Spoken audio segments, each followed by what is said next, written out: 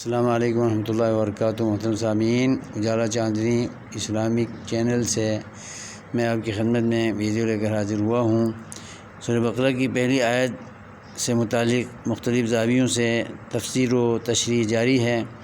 پہلی آیت میں اللہ نے یہدی کی جگہ پر ہدن مصدر کا صیغہ استعمال کیا ہے، جس سے یہ ہدن للمتقین جملہ اسمیہ بنتا ہے۔ جملہ اسمیہ بلاغی اعتبار سے انشائیہ کے اور جملہ فعلیہ کے مقابلے میں دوام اور استمرار اور ہمیشگی کا معنی دیتا ہے۔ اس کا مطلب یہ ہے کہ اس کی ہدایت ہر دور میں متقین ہی حاصل کرتے رہے ہیں اور متقین ہی ہر دور میں اس کی ہدایت سے مستفید ہو رہے ہیں اور ہوتے رہیں گے۔ تو یہ دوام کا معنی دینے کے لیے اللہ نے یہاں پر ترجیحاً مصدر لایا ہے۔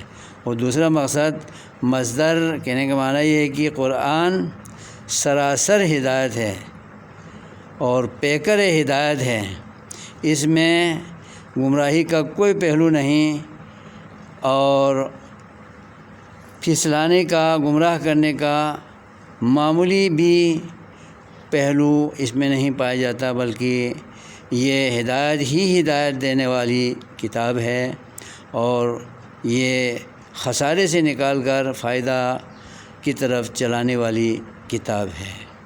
جس طرح زید عدل کہتے ہیں کہ زید پیکر انصاف ہے، اس میں بلاغت ہے اور کلام بلیغ ہو جاتا ہے، تو یہاں یہ کہا ہے کہ یہ مجسمہ ہدایت ہے قرآن متقین کے لیے، پیکر ہدایت ہے قرآن متقین کے لیے۔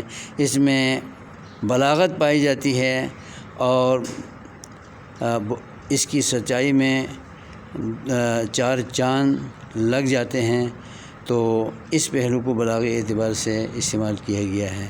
ورنہ دوسرے مقامات میں ان ھذا القرآن یہدی للتی ہی اقوم، وہاں یہدی فعل مضارع بھی آیا ہے، تو اس کے مقابلے میں یہاں پر مصدری انداز میں جملہ اسمیہ بنا کر سمجھانا مقصود یہ ہے کہ یہ پیکر ہدایت، مجسمہ ہدایت اور سراسر ہدایت ہے، اس کی ہدایت میں تعلیمات میں ذرہ برابر بھی شک نہیں ہے۔